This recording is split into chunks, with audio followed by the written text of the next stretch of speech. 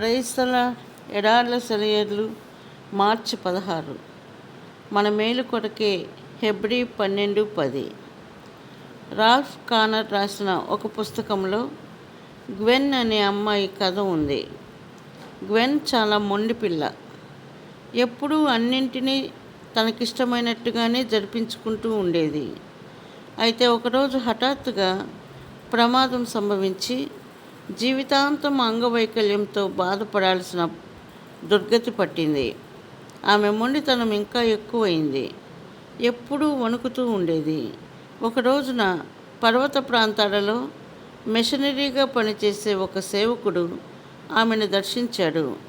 అతన్ని అందరూ sky pilot అంటారు.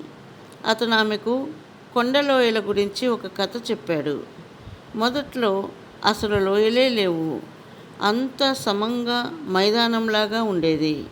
ఒకరోజు ఆ మైదానాల యజమాని షికారుకి వెళ్తూ ఉంటే అంతా గడ్డే కనిపించింది. పూల మొక్కలేవి అంటూ మైదానాన్ని అడిగాడు. అయ్యా, నాలో విత్తనాలు లేవండి అని జవాబు చెప్పింది మైదానం.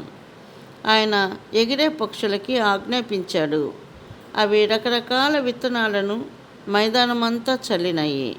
త్వరలోనే మైదానమంతా బంతులు, చేమంతులు, మల్లెలు, కనకంబరాలు, సంపెంగలు పూశాయి. యజమాని సంతోషించాడు. కానీ తనకిష్టమైన పూలు అందులో కనిపించలేదు. మళ్ళీ మైదానాన్ని అడిగాడు. నాకిష్టమైన గులాబీలు, విరజాజులు, లిల్లీలు కనబడవేం? మళ్ళీ ఆయన పక్షులకు ఆజ్ఞ ఇచ్చాడు. అవి మళ్ళీ విత్తనాలను ఎక్కడెక్కడి నుంచో తీసుకువచ్చి చల్లినాయి.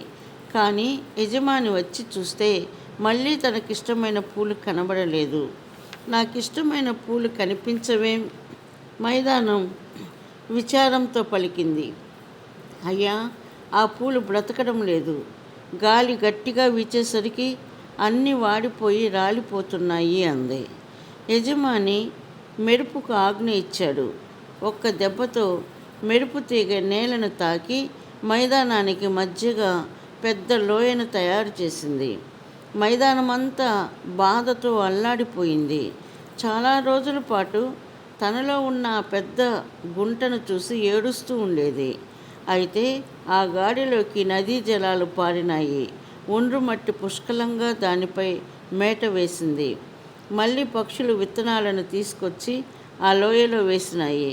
కొంతకాలానికి ఆ లోయలోని రాళ్ల మీద పచ్చగా తలతలలాడే నాచు పరుచుకుంది.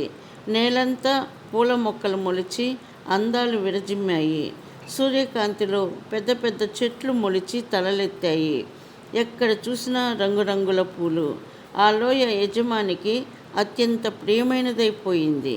స్కై పైలట్ ఆ చిన్న పిల్లకి బైబిల్ వాక్యం ఒకటి చదివి వినిపించాడు. ఆత్మ ఫలమేమనగా అంటే ఆత్మ పుష్పాలు ఏమిటంటే ప్రేమ, సంతోషము, సమాధానము, దీర్ఘశాంతము, దయాళుత్వము, మంచితనము, విశ్వాసము, సాత్వికము, ఆశా నిగ్రహము. వీటిలో కొన్ని లోయల్లోనే పూస్తాయి. లోయల్లో పూసేవేమిటి? గ్వెన్ మెల్లిగా అడిగింది. పైలట్ చెప్పాడు. దీర్ఘశాంతము, సాత్వికము, మంచితనము.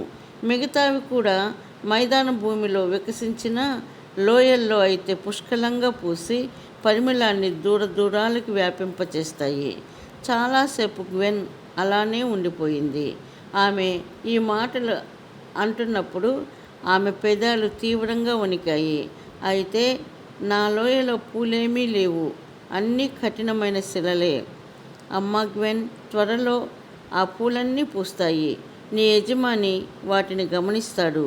మనం కూడా వాటిని చూడగలుగుతాము. మీ జీవితాల్లో లోయలేమైనా తటస్థిస్తే గుర్తించుకోండి.